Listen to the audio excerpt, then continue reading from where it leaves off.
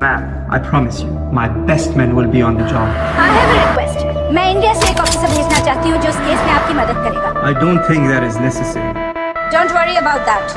उसके काम करने का तरीका सबसे अलग है. यहीं पे गए बालाज. तू कौन है? Merciless assassin. Trained killer. A true patriot.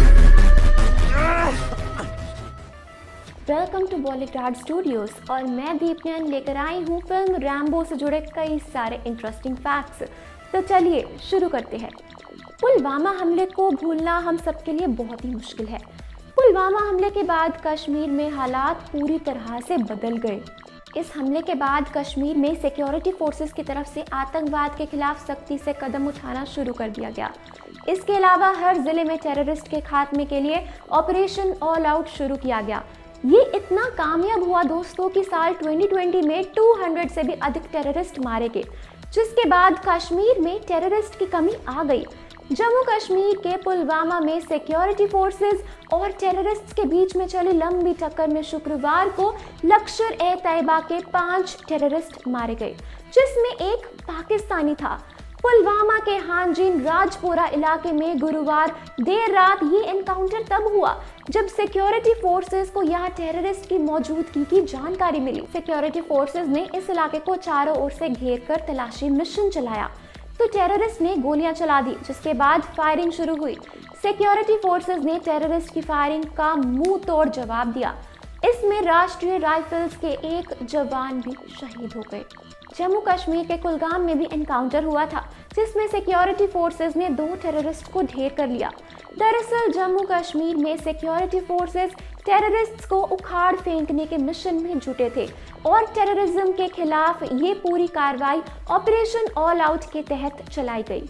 इस ऑपरेशन में पहले 4 सालों में करीब 900 टेररिस्ट मारे गए, लेकिन अभी भी घाटी में करीब 200 टेररिस्ट एक्टिव थे, जिन्हें निपटाने में सिक्योरिटी फोर्स बहुत ज़्यादा मेहनत करी थी.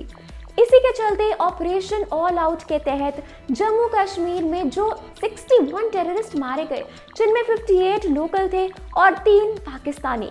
साल 2020 में 203 टेररिस्ट मारे गए, जिनमें 166 लोकल थे और 47 पाकिस्तानी थे. ये नंबर्स बताते हैं कि जम्मू कश्मीर में टेररिस्ट के खिलाफ जीरो टॉलरेंस है और ऑपरेशन ऑल आउट के तहत घाटी में एक्टिव टेररिस्ट का चुन चुन कर सफाया किया गया.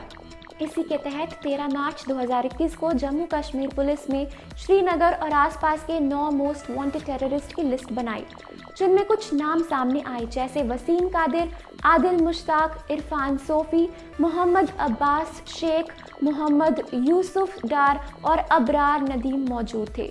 इसी के चलते जम्मू कश्मीर के डीजीपी दिलबाग सिंह कहते हैं कि बाकियों का भी जल्द सफाया हो जाएगा.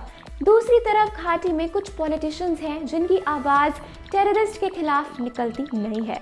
अगर निकलती भी है दोस्तों तो सिर्फ सवाल ही निकलते हैं और ऐसे लोगों के बयान से ही टेररिस्ट को सपोर्ट मिलता है.